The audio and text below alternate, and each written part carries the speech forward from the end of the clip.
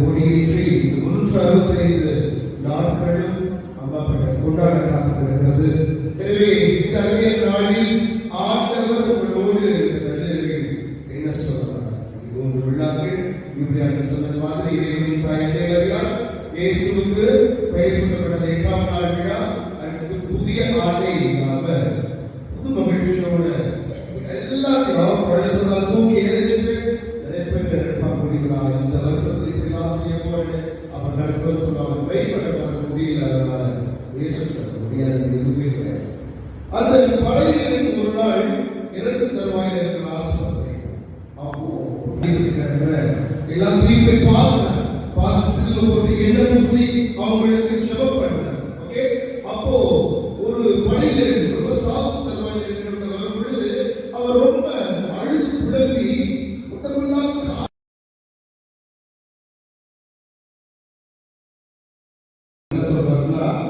என்னை தூக்கி முழதல் படிக்கிற கடவுளுக்கு நன்றி சொல்லணும்.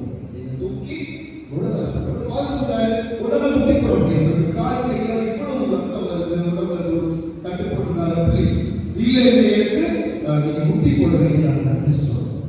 அப்புறம் சில உதவிகள் செய்து அந்த படையில முட்டி போட வச்சு அவங்க செவிக்கிறதுக்கு ஆசைப்படுறாங்க நன்றி சொல்லுங்க. அவர் கையிலே வச்சு கொடுக்குறாங்க.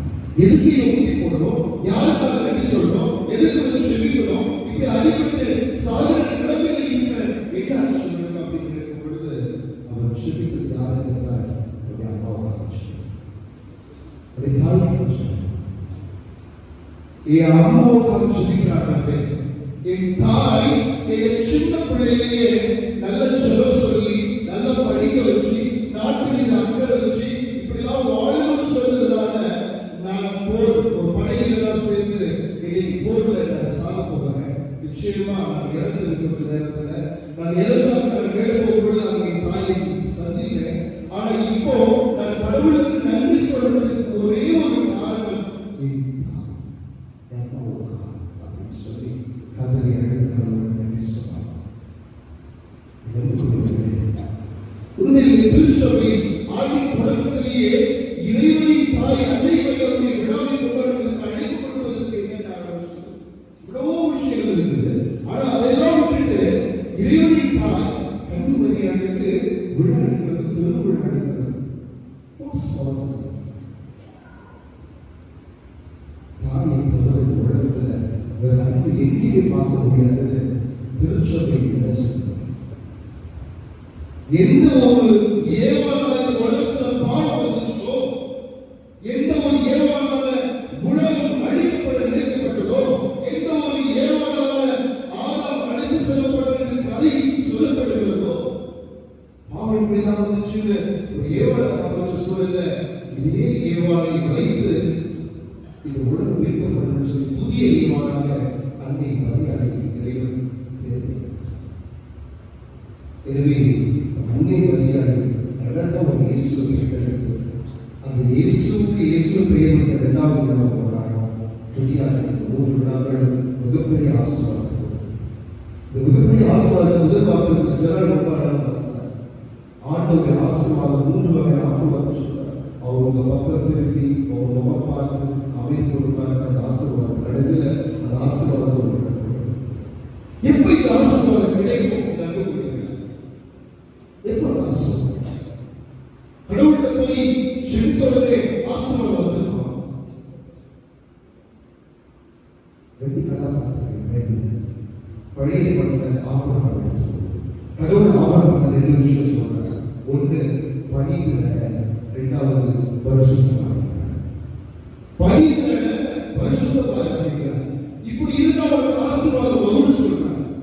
இந்த மனசு படிக்கிறது எந்த அளவுக்கு படிச்சாங்க. குழந்தையே இல்லாத சூழ்நிலையில் குழந்தை கிடைச்ச பொழுது அந்த கடவுள் சொல்ல ஒரே காரணத்துக்காக இளைஞரில் நீ ஒரு மகனை பெற்றெடுப்பாய் சாராயப்படுவாய் சொல்ல பொழுது ஒரு அழகான குழந்தை, அந்த குழந்தையை பழி கொடுக்க சொல்ல பொழுது பணிந்த அந்த குழந்தையை பலி கொடுக்க துணிச்ச ஒரு மிகப்பெரிய நம்பிக்கையாக தான் ஆபிரகாம் விசுவாசம். வாழ்க்கை அந்த நாள் வரைக்கும் தூயதாகவே இருந்தது. எனவேதான் இந்த பணி கடந்ததாலும் தூய வாழ்க்கை கடந்ததாலும்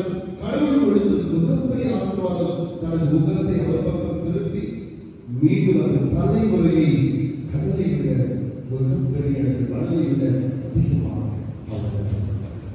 பழைய புதிய கடானை ஆண்டுகள் சொல்லி ஆண்டுகளுக்கு படித்து நடக்கிறார். மாசப்படைய 8ஆம் தேதி அவ்வளவு கொண்டாடுகிறோம். இப்படிப்பட்ட ஒரு தூய மனுஷியை கடவுள் தேர்ந்தெடுத்து அவருக்கு மிகப்பெரிய ஆசீர்வாதம் கொடுக்கிறார். அது பைபிளில் பார்ப்போம். லூக்கா வந்து அது 42-43 வாசிக்கும் பொழுது அவர்களுக்கு பெற்றோரை வாழ்ந்து கடவுளை குறித்து சொல்றார். என் தாய் என்னிடத்தில் வந்திருக்கிறது. ஆண்டவர் பெண்களுக்குள் இவள் பெயர் பெற்றவள். இவ்வளவு ஆசீர்வாதத்தை அவருக்கு சொன்னார். எனவே இந்த விழாவில் நான் ரொம்ப நேரம் வரைய விரும்பல.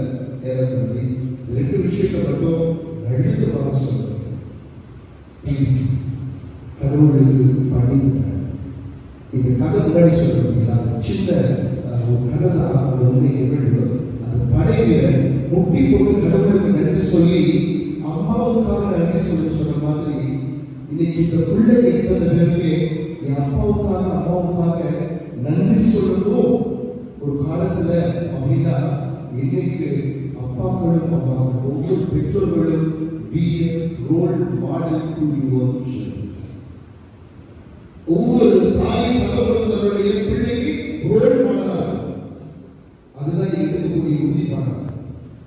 பிள்ளையை கோயில் அனுப்பிவிட்டு நம்ம வீட்டில் இருந்தாலும் பிள்ளைகளை இலசை சொல்லிட்டு நம்ம சொல்லிட்டு இருந்தாலும் நிச்சயமா உங்க பிள்ளை இதை தமிழ் மடங்கு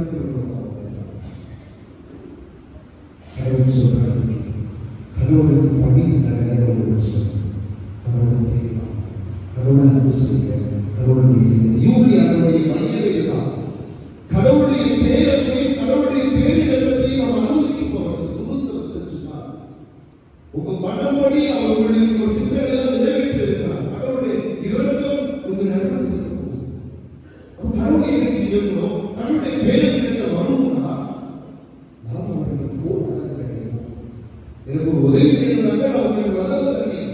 நான் இங்கே இருந்து உதவி செய்யலாம். எப்படி கடவுளுக்கு பகிர்ந்து நடந்த மற்ற ஆசீர்வாதத்தை தேடி என்னைக்காவது ஒரு ரீல்ஸ் பண்ணணும். கடவுளுடைய ஆசீர்வாதங்கள் குறைஞ்சிருக்கு, எங்கள் வீட்டு கம்மியாக இருக்கு அப்படின்னு என்னைக்காவது ரீல்ஸ் பண்ணி நினைச்சு பார்த்துக்கணும்.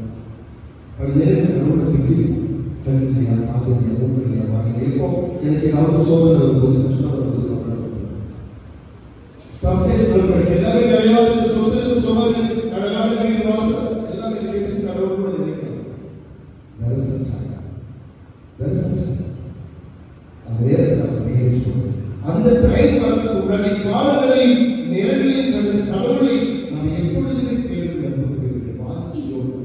தேடுறது சொன்னாங்க ஏதோ வேளாண் நடந்து போவது, கூடி நடந்து போவது, எப்பொழுதுதான் எனக்கு நேரம் கிடைக்கிறோம். தேவை கடவுள் தன் முகத்தை உள்பக்கத்திற்கு கடவுள் தன் முகத்தை உள்பக்கத்திற்கு ஒரு நிறைவான ஆசீர்வாதம் அதில் கொஞ்சம் கூட அவர் கஞ்சத்தில் நீங்கள் நான் கஞ்சத்தில் நான் செய்யறது. ஆனால் அவர் அன்பு செய்யக்கூடிய அவர் நல்ல காட்டுவதையும் அவருக்கு மிகத்தாகவே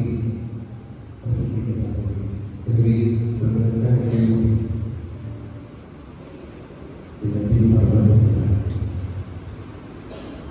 அம்மா பாட்டி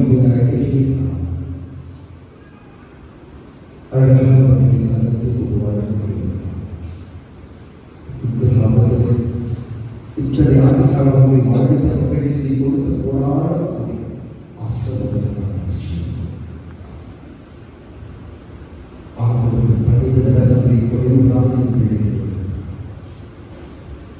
அப்படி படித்து நடக்கிற பொழுது தூய வாழ்க்கையை அவர்களால் அந்த வாழ்க்கை வாழ்ந்தாலே அவர்களுக்கு ஆபத்தாக கிடைத்த ஆசீர்வாதத்தை போல அங்கே மரியாதை கிடைத்த ஆசீர்வாதத்தை போல இரட்டிப்பு ஆசீர்வாதத்தை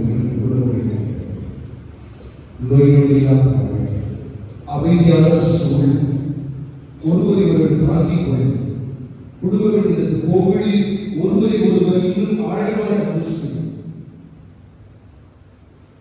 ஒவ்வொரு குடும்பத்தை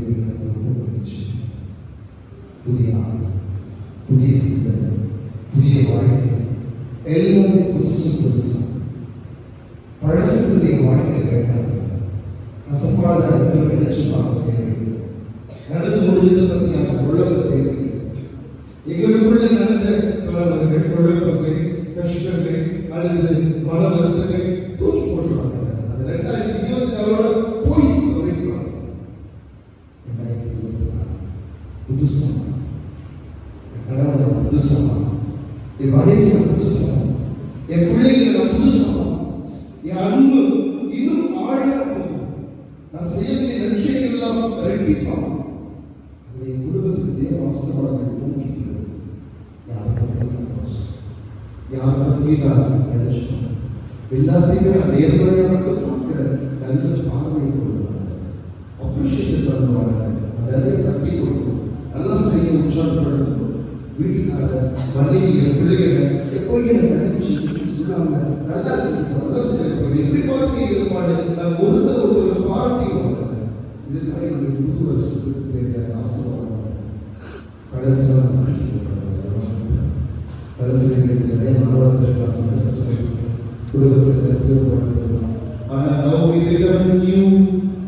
புதிய வருஷம் யூபிலியாண்டு மகிழ்ச்சி, கொண்டாட்டம், சந்தோஷம், அவருடைய பேருக்கும் அவருடைய பேரையும் நாங்கள் இந்த குடும்பத்தில் நிறைய கொடுப்பாங்க.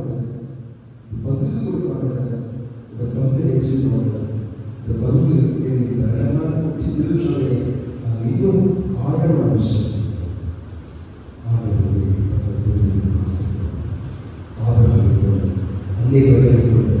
எப்பொழுதும் ஆளுநருக்கு படிச்சுட்டாங்க. மற்றதெல்லாம் அவர் பார்த்தாங்க. உங்கள் மனம் இருக்கிறபடி செய்வாங்க. எழுத்துறது